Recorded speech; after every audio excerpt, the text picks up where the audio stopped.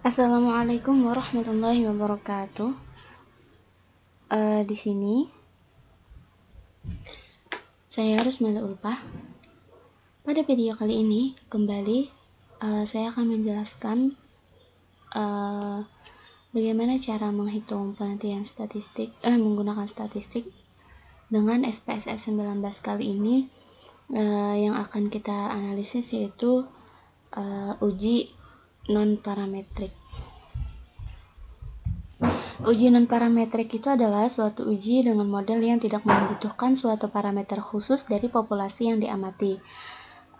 Uji statistik non-parametrik itu suatu uji statistik yang tidak memerlukan adanya asumsi-asumsi mengenai sebaran data populasi.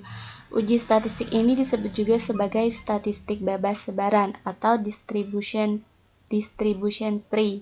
Nah, statistik non-parametrik ini tidak mensyaratkan bentuk sebaran parameter populasi berdistribusi normal.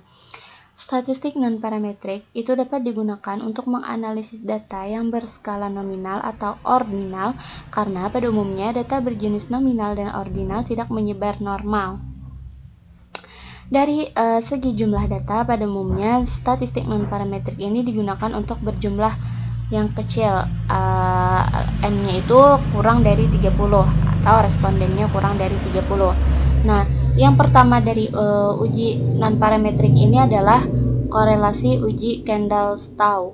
Nah, korelasi Kendall-Stowe ini merupakan statistik non-parametrik dengan skala pengukuran data sekurang-kurangnya data ordinal.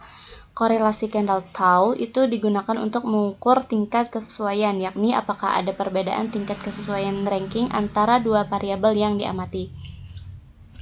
Contoh kasus uji Kendall-Stowe itu pada penelitian, seorang peneliti ingin mengetahui apakah ada hubungan atau korelasi antara lokasi dengan kepuasan nasabah pada koperasi simpan pinjam Citra Dana. Nah, untuk itu peneliti membagikan kuesioner atau pertanyaan kepada 10 orang nasabah yang dipilih secara acak. Adapun tabulasi data itu akan kita perlihatkan nanti. Nah, langkah-langkah untuk uji korelasi Kendall-Stowe ini adalah sebagai berikut. Kita buka aplikasi SPSS 19-nya, lalu kita klik variable view.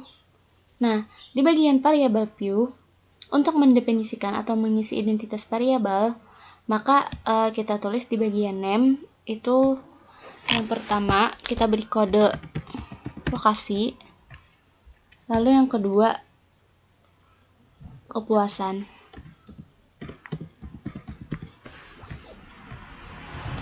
Seperti biasa, di bagian sini kita ubah menjadi 0. Nah, di bagian label kita beri keterangan.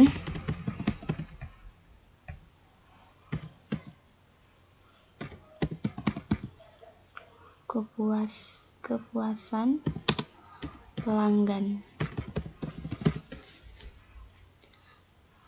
Kepuasan nasabah.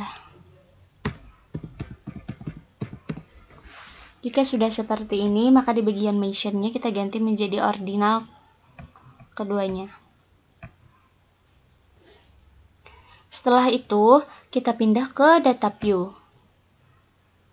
Nah, di data view, kita ketik data yang sudah kita dapatkan ke kolom di sini.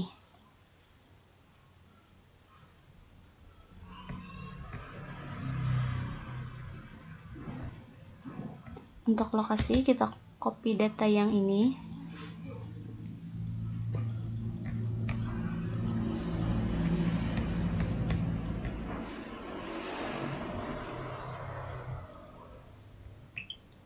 Dan untuk kepuasan, kita copy data yang satunya.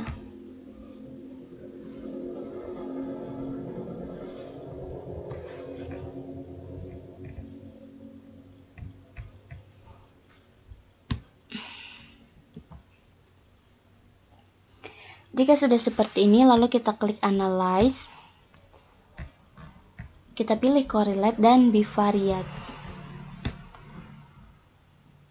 Nah, jika sudah seperti ini, kita pindahkan yang dua ini ke kolom variabel.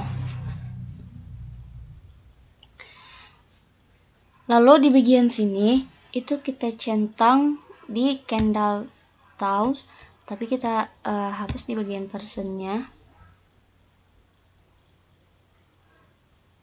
Di bagian sini kita klik to toilet dan jangan lupa centang di bagian sini. Jika sudah seperti ini, maka kita klik OK. Lalu akan muncul hasil output dari uji korelasi Kendall-Taus. Nah, untuk melakukan interpretasi terhadap hasil output SPSS ini, ada beberapa cara yang perlu kita lakukan. Yang pertama, melihat hubungan antar variabel berdasarkan nilai signifikansinya. Yang kedua, melihat tingkat keeratan hubungan antar variabel. Yang ketiga, melihat arah hubungan antar variabel.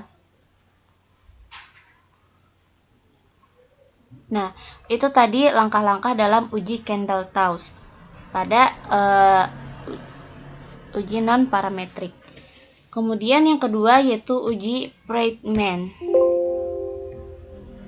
Kita kembali ke SPSS.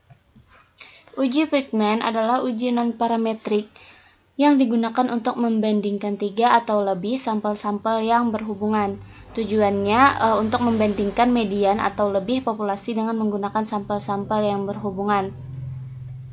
Contoh kasus uji Friedman pada penelitian untuk uji non-parametrik yaitu seorang mahasiswa jurusan gizi ingin mengetahui apakah susu bubuk merek Subur Gemuk benar-benar dapat meningkatkan berat badan seseorang dalam kurun waktu tertentu. Guna keperluan meneliti, maka 15 orang yang hendak melakukan program peningkatan berat badan ditimbang untuk mengetahui berat badan awal. Kemudian 15 orang tersebut diberi minum susu bubuk merek Subur Gemuk, lalu ditimbang kembali berat badannya. Setelah seminggu minum berat badan sebulan setelah minum dan berat badan setahun setelah minum. Adapun data berat badan ke-15 orang tersebut akan sudah ada data yang kita miliki. Untuk langkah-langkah cara uji Friedman dengan SPSS, seperti biasa kita buka aplikasi SPSS-nya, lalu kita klik pada bagian variable view. Di bagian name itu kita tulis yang pertama awal, seminggu setelah minum susu Subur Gemuk, sebulan, dan setahun.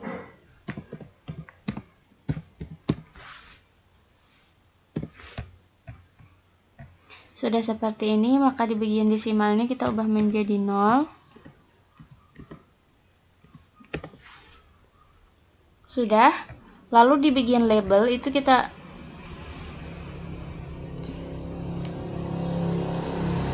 untuk uji Friedman ini di bagian desimalnya itu kita ganti menjadi 1. Lalu di bagian label kita beri keterangan awal itu merupakan BB awal.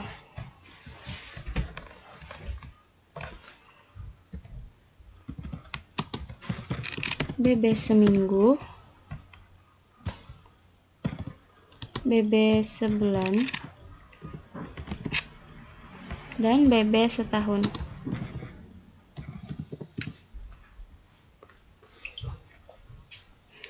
Jika sudah seperti ini, maka di bagian measure-nya kita klik scale untuk semuanya. Nah, lalu kita klik data view. Sudah seperti ini, kita masukkan data berat badan 15 orang responden yang sudah kita persiapkan.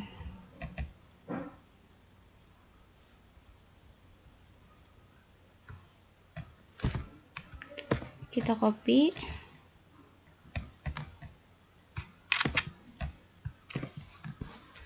Nah, jika sudah seperti ini,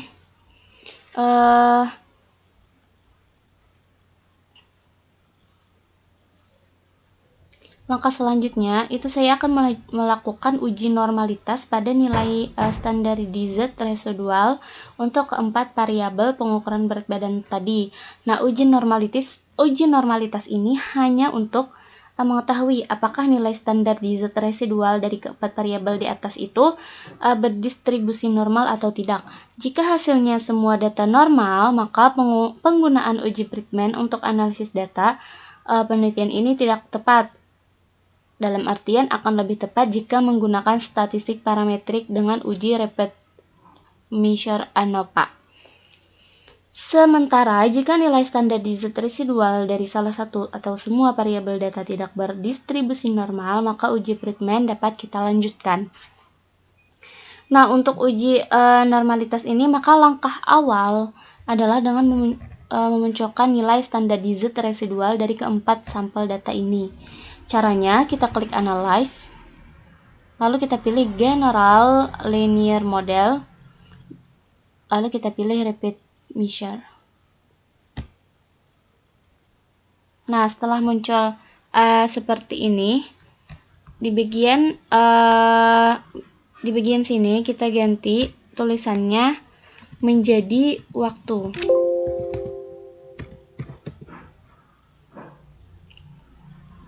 Di bagian sini kita tulis angka 4. Lalu kita add.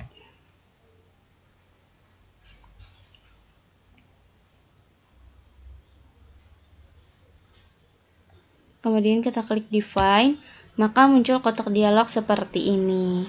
Nah, kita pindahkan variabel yang BB awal seminggu, sebulan, dan setahun ke bagian ini.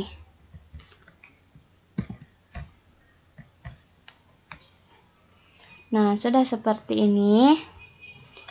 Lalu kita klik save.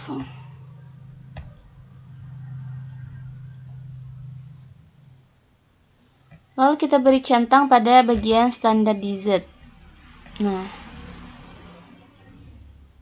lalu kita continue. Dan oke.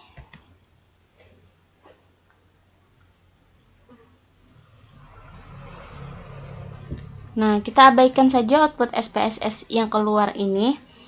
Selanjutnya kita buka data view.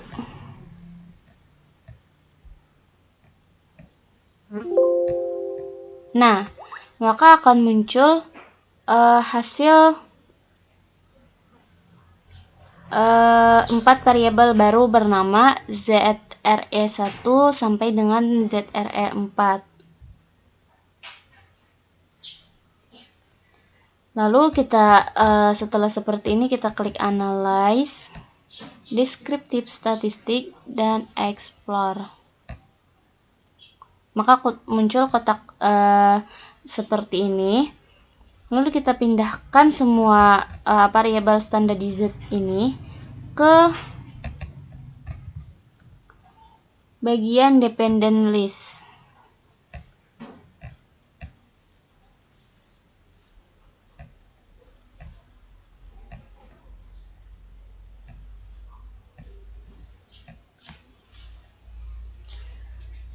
Sudah seperti ini. Lalu kita klik plots.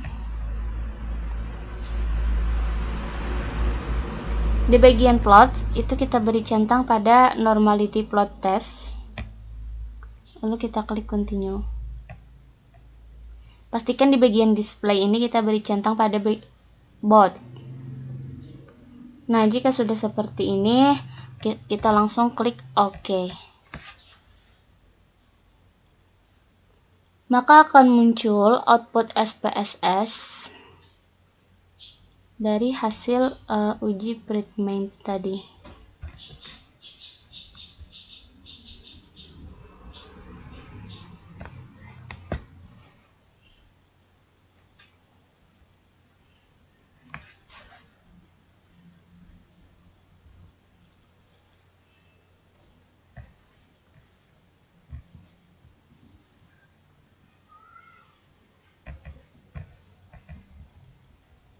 Nah, kita abaikan output di atas, kita cukup fokus pada tabel test abnormality ini.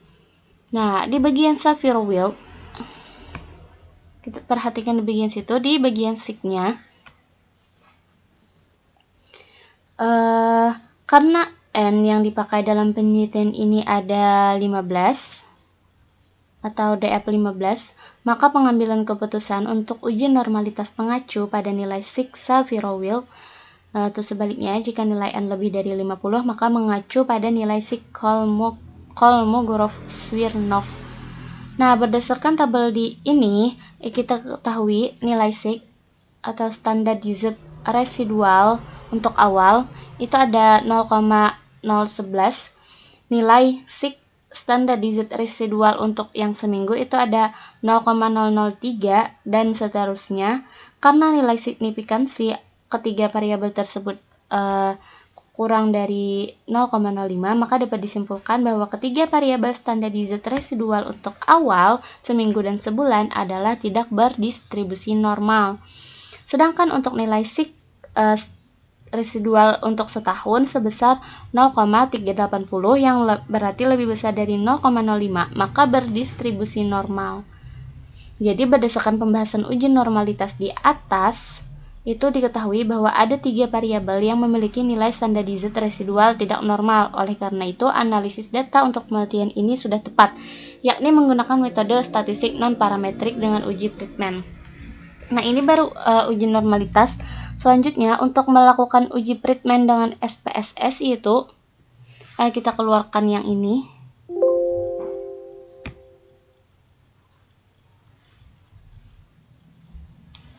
Nah, di bagian SPSS kita klik Analyze. Lalu kita cari non-parametric.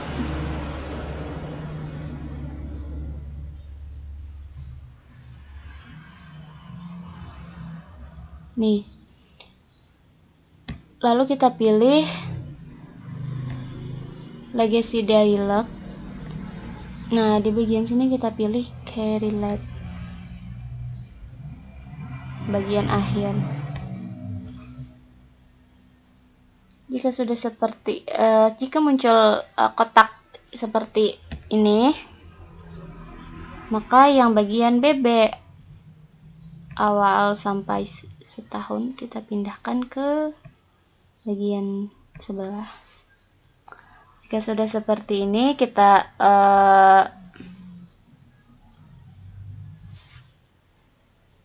klik statistik. Nah, kita centang di bagian deskriptif dan kuartil. Lalu kita klik continue. Terakhir kita klik OK.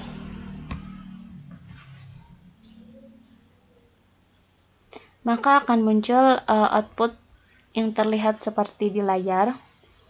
Nah, pada bagian ini menunjukkan deskripsi data penelitian dalam bentuk tabel ringkasan. Adapun dapat kita lihat informasinya seperti ini, ada responden, nilai mean, standard deviation-nya, minimum maksimumnya, dan persentasinya. Nah, tabel kedua itu tentang rank. Nah, tabel output rank ini menunjukkan rata-rata berat badan dalam bentuk ranking, di mana berat badan paling besar itu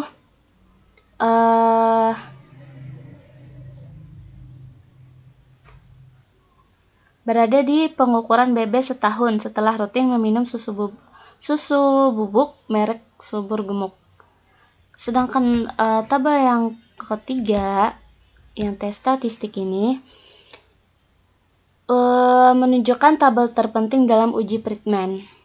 Jadi ada beberapa tahapan untuk melakukan interpretasi, yaitu membuat hipotesis atau dugaan penelitian, melihat dasar pengambilan keputusan dalam uji Friedman, dan membuat kesimpulan.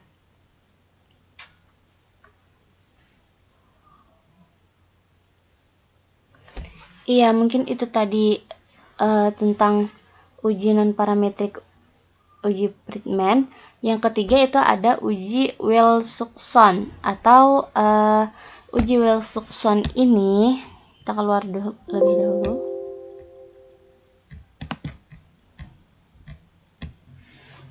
Yang ketiga ada uji Wilson. Uji Wilson ini adalah alternatif untuk uji T data berpasangan atau T-Pirate, di mana pada uji Wilson data harus dilakukan pengurutan atau ranking dan kemudian baru diproses. Hal ini berbeda dengan data uji pada T-Pirate yang biasa langsung diproses karena tipe data uji T-Pirate yang interval atau rasio. Langsung saja ke contoh kasus Wilson. Itu peneliti ingin mengetahui apakah terdapat pengaruh penggunaan metode pembelajaran kelompok terhadap hasil belajar matematika pada SMP kelas 8A. Untuk kebutuhan data, peneliti melakukan penilaian atau hasil belajar siswa sebelum atau pretest dan sesudah post-test metode pembelajaran kelompok. Langkah yang pertama untuk uji Wilson dengan SPSS yaitu kita buka SPSS-nya ke variabel view. Nah, di bagian name kita ketik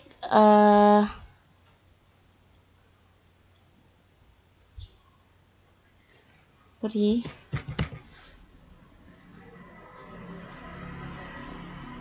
dan yang kedua post.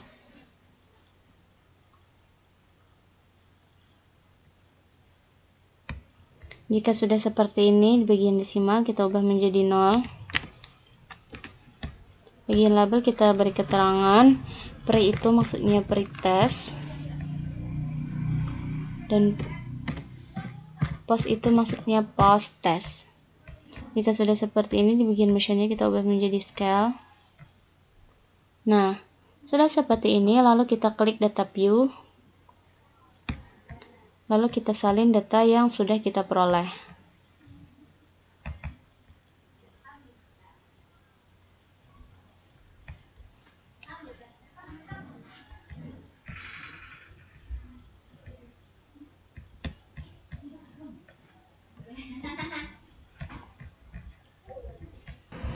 Nah, jika sudah seperti ini, langkah berikutnya itu kita klik analyze.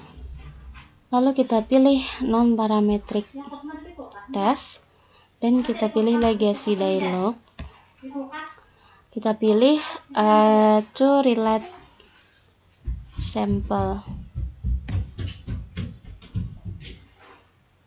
Maka muncul output seperti ini. Bagian pretest itu kita pindah ke variabel 1 dan post-testnya kita pindah ke variabel 2. Setelah itu kita conteng di bagian sini Wilson.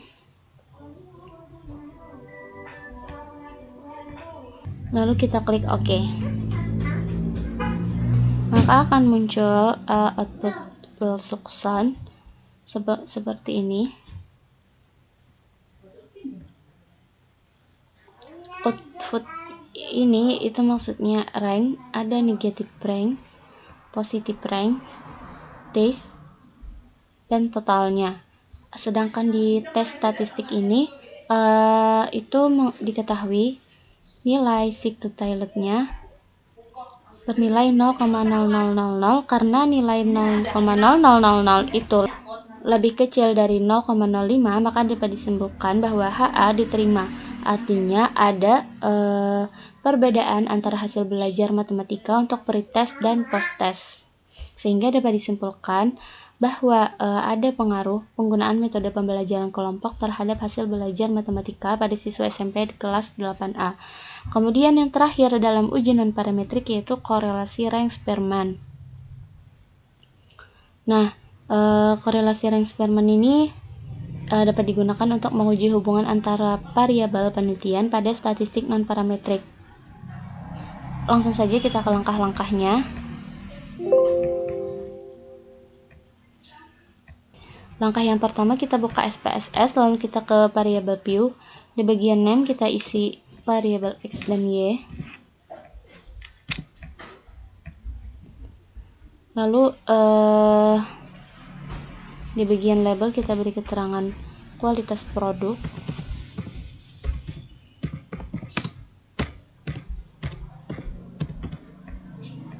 Di bagian Y itu kepuasan konsumen.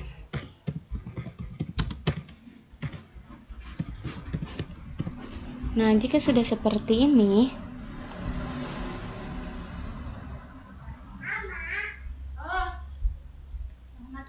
kita klik data view.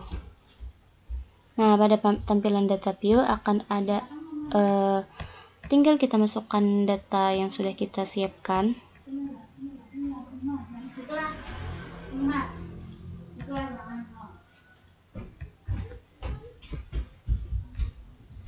Nah, setelah kita masukkan data yang sudah kita siapkan sebelumnya, kita lalu ke pilih Analyze, Correlate, kita klik Bivariate.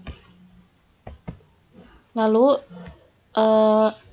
variabel X dan Y itu kita pindahkan ke kolom sebelahnya.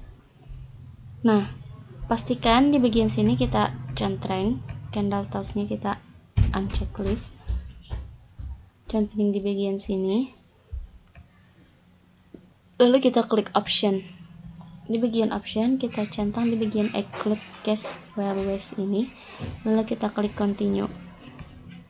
Setelah itu kita klik OK. Maka akan muncul output hasil penilaian korelasi rank Spearman.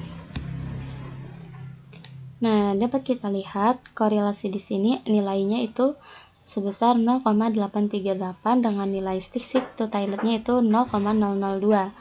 Jadi melihat dari tingkat kekuatan hubungan antara variabel kualitas dengan kepuasan konsumen, angka koefisien korelasi pada hasil di atas itu bernilai positif.